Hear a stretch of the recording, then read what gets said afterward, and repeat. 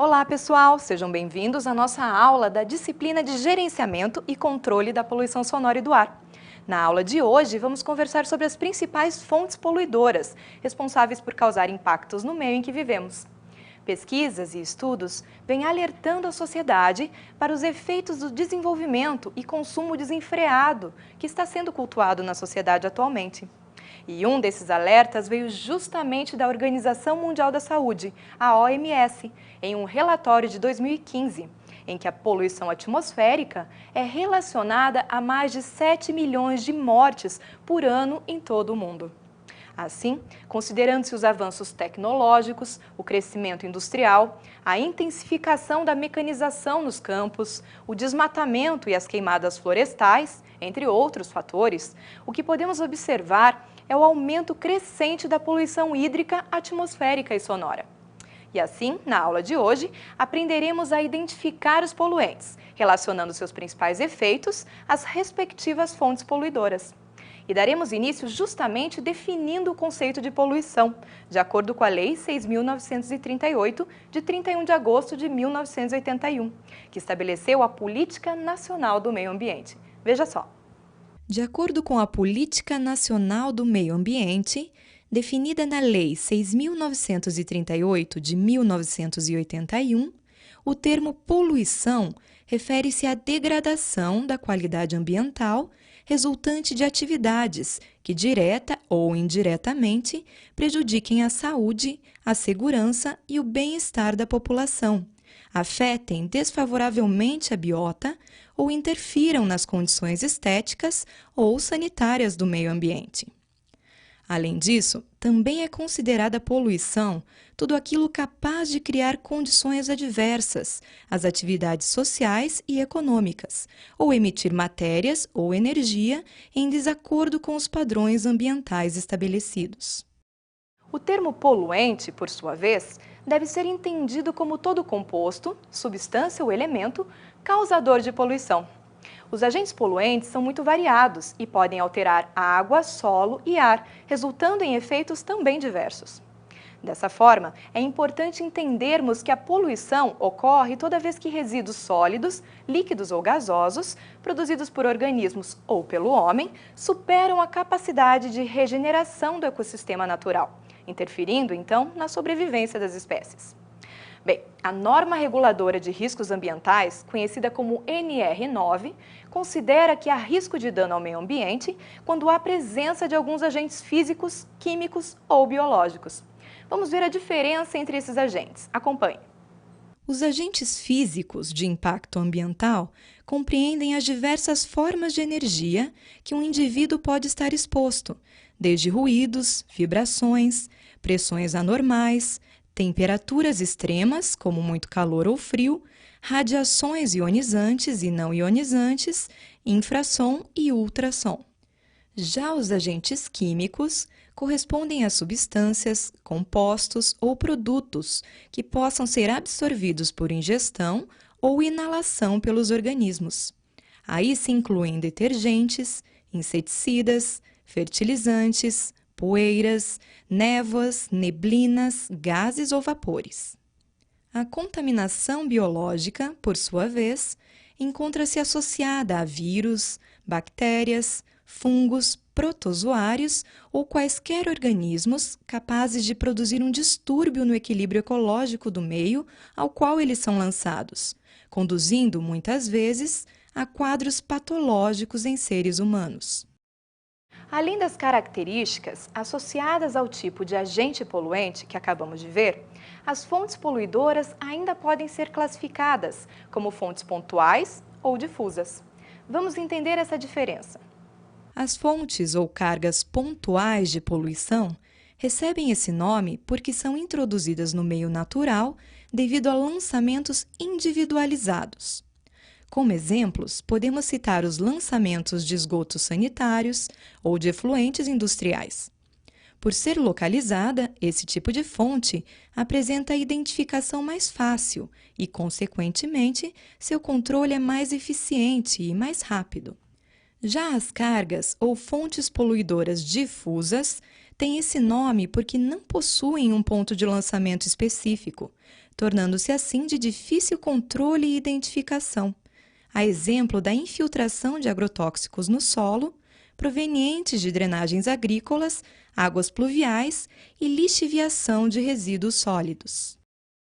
As fontes poluentes podem, ainda, ser classificadas como fontes móveis e fixas, e de origem natural ou antrópicas, isso é, causadas pelo homem. As fontes móveis se referem às emissões em movimento, a exemplo dos veículos automotores, trens, aviões e embarcações marítimas. Já as fontes fixas são as emissões lançadas à atmosfera a partir de um ponto fixo, como chaminés e caldeiras.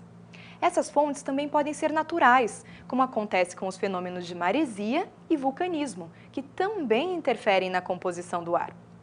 Bem, e quando se trata de poluição sonora, seu principal efeito é o ruído, cuja percepção é mais evidente nas proximidades da fonte causadora.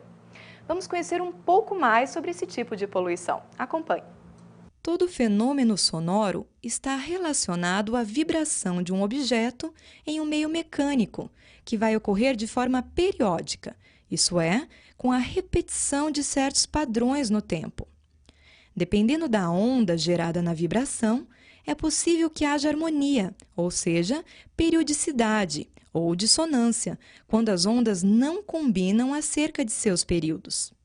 O ruído, portanto, vai ocorrer quando não há periodicidade entre as ondas sonoras geradas, apresentando apenas dissonância. Assim, o ruído é responsável pela sensação de desconforto, ocasionada quando nos encontramos nas proximidades de uma fonte de poluição sonora. Em relação ao barulho, a interpretação é mais subjetiva e podemos defini-lo como todo som que é indesejável. Entretanto, essa classificação vai depender de cada indivíduo, sendo que sons agradáveis para uns podem ser indesejáveis e classificados como barulho por outros.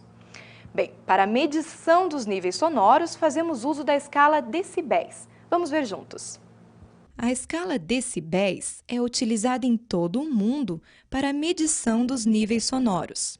É uma escala logarítmica e, a partir de 85 decibéis, não importa se é agradável ou não, o som é prejudicial à saúde, pois cerca de 2.000 células do nosso sistema auditivo começam a degenerar. Na tabela 1 do capítulo 1 do seu livro-texto, podemos observar as diferentes sensações atribuídas aos diferentes níveis da escala sonora.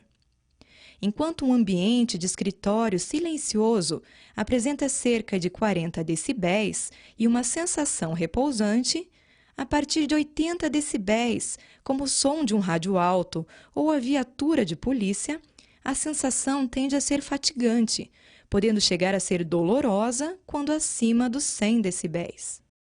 A resolução do Conselho Nacional do Meio Ambiente, CONAMA número 1, de 8 de março de 1990, trata dos problemas dos níveis excessivos de ruído, que são incluídos nos focos a serem monitorados no controle da poluição de meio ambiente.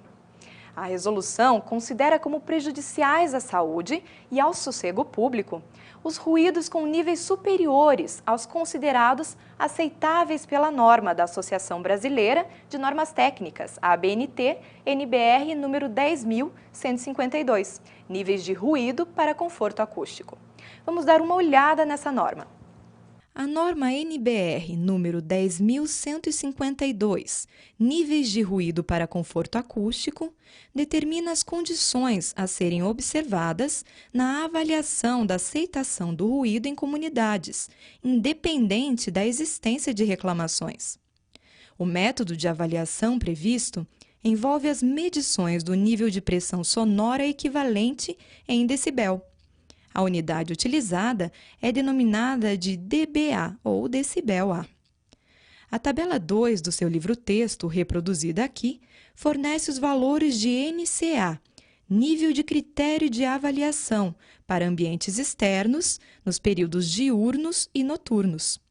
Referem-se aos níveis máximos aceitáveis em diferentes comunidades, respeitando os horários diurnos e noturnos, que podem ser definidos pelas autoridades de acordo com os hábitos da população. Os valores que observamos na tabela de NCA, que vocês têm disponível no seu livro-texto da disciplina, referem-se a ambientes externos, como praças, ruas e outros ambientes urbanos.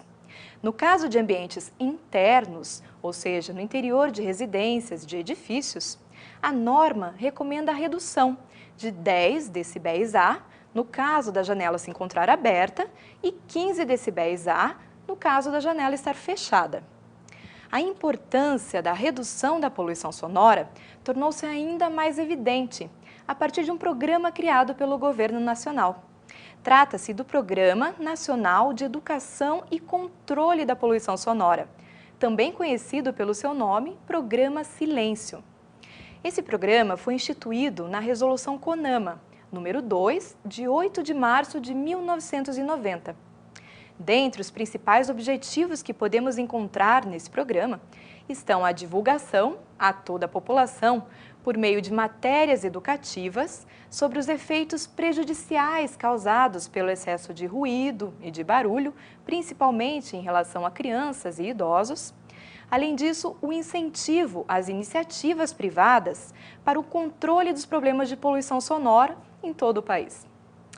Bom, pessoal, com isso, concluímos nossa primeira aula sobre os tipos de fontes poluidoras.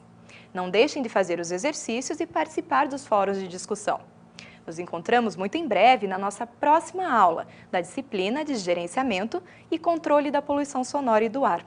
Abraços e ótimos estudos!